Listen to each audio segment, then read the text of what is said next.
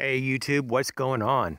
Just taking a walk in the woods on my property and just really enjoying this. This time of the year when you have all the leaves down, it's just so much easier to move about and to see ahead of yourself.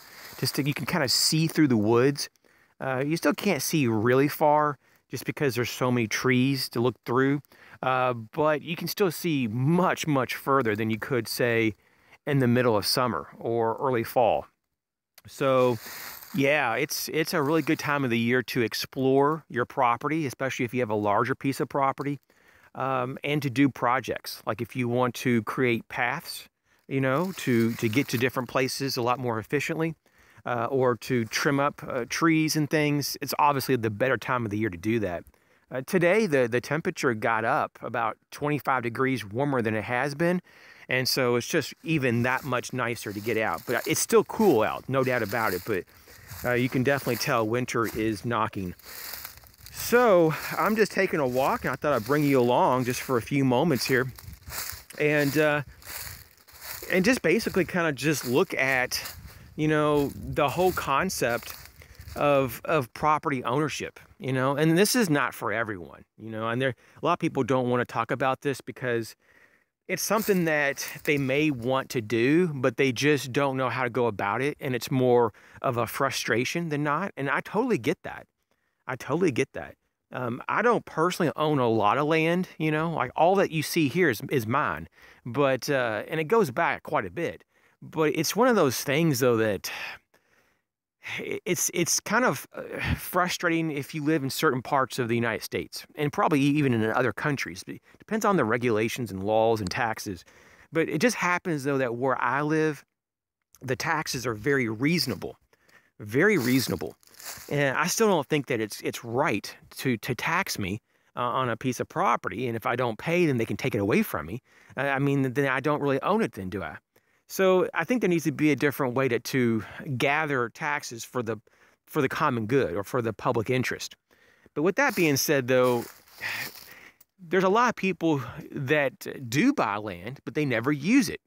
So you kind of have the opposite there. The people who don't want to get involved because they don't want the overhead, the taxes and the upkeep, or they just don't know even if they can afford it. And then you have those people who do get it, and they get excessive amounts of land and property, and they don't do anything at all. And so this is the thing, I know some people get land to hunt on and to do recreational things, and that's awesome. Some people, just like myself, I just like to go for walks. And a lot of times I see a lot of animals back here, more than just like deer and stuff, but just a whole medley of different types of animals. And so with that being said, I really feel like I get my money's worth, especially this time of year when I'm out here almost every day, because it's just that much more enjoyable because I can move around so much easier than earlier in the year when everything is so thick. But I sometimes I am concerned about snakes. I will be honest with that. So there's times that I don't get out as much just because I'm concerned about that.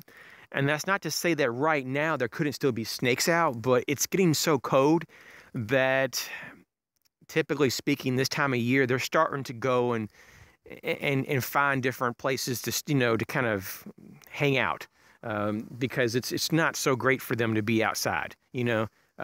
So that's kind of what I think is going on, because I haven't seen one for a long time, actually for several months.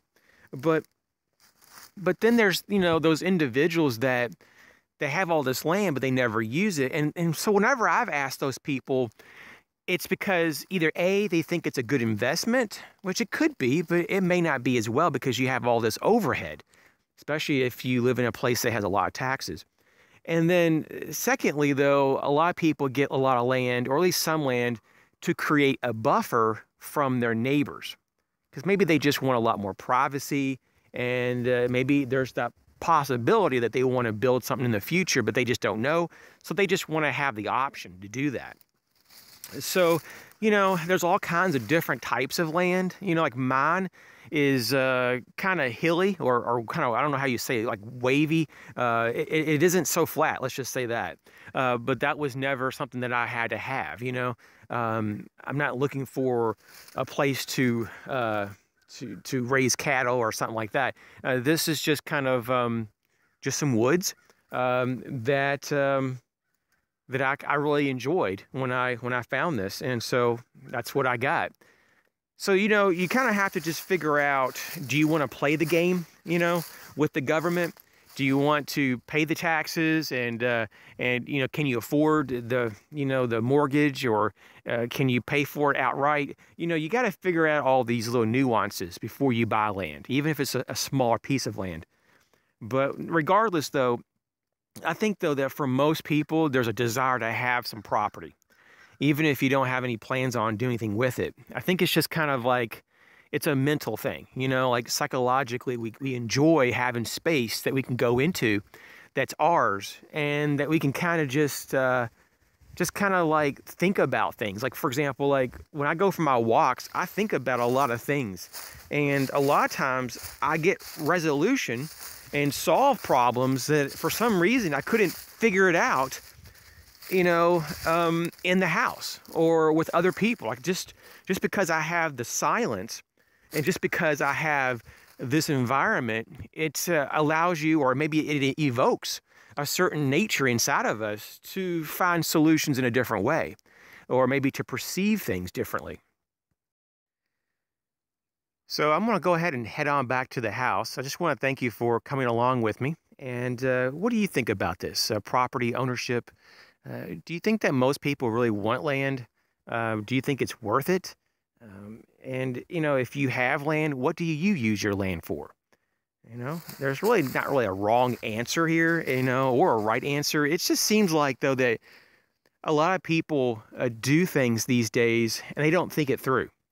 And there's a lot of people who, like, for example, the neighbor behind me has, like, to my knowledge, just a little over 500 acres, which is a pretty good piece of land.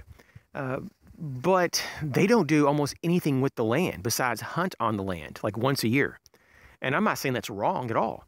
But when I asked further about that family, they just said, well, it was just something that's been passed on from generation to generation. And they just kept it in the family. But of course, they have to pay tax on all that. That's not very cheap, really. And so I guess they have to figure out ways to either have that property work for them, in essence, to pay for itself. And I guess that's why they hunt on their property, to recoup some of that loss, if you want to call it loss, to pay taxes. And so it's one of those things that, sometimes it's not really helpful to put things down into dollars and cents, because there's a lot of things that, are beyond words and beyond money. And sometimes having a piece of property, especially if you knew that, like, it's been in your family for multi-generations, and there's a lot of, that family history in the woods all around you, that that your grandparents, walked this trail and did something over here, and grandma did something over there, that has some type of value for sure, even if it's just for yourself. But that does mean something, and it is a value. So, I think that a lot of things in life are somewhat subjective. It just depends on how we perceive it. But I think that there are some things, though, especially tangible things like land, that are going to really endure the test of time, and especially depending on where you have your land. It's not only potentially a good investment, but it's also a really good asset and resource. You can grow things. You can actually build things. You can just do so many things. And I think that that's something that is really not talked about, because you see a lot of the youth, and by no means am I knocking the youth, but there's a lot of very young people, I'm talking about people probably between like 18 and 30, that they think, though, that the pinnacle of success is to have a nice condo in a high rise, or to have a really upscale apartment in a metropolitan area. And it's in the middle of the hustle and bustle, and they have this nice 6-figure salary. They think that's what life is all about. And maybe if that's what makes them really, really happy, then it could be part of their solution, maybe. But it certainly isn't for me, and for almost anyone that I know, that it doesn't bring them that kind of joy. If anything, it's a burden. And I think there's a lot of people that just don't know what this is all about. You know, having some land away from all the busy distractions in life and just actually just putting yourself here and just saying, okay, I'm just going to be myself for a moment. I think that's really important. And I don't think a lot of people are wanting to do that because maybe they just don't want to find out who they are. They don't want to see the world as it is. And they certainly don't want to explore the options because it's a scary thing to some degree, because you may feel like that you may have not made the right choices in the past. But all I can say, though, for me, land ownership is part of the solution and it's not a burden. So, hey, once again, thanks a lot for coming around and checking the video out. Hit the like button if you like this type of video. Leave a comment if you wanted to share some of your thoughts. And hey, I'll catch you soon.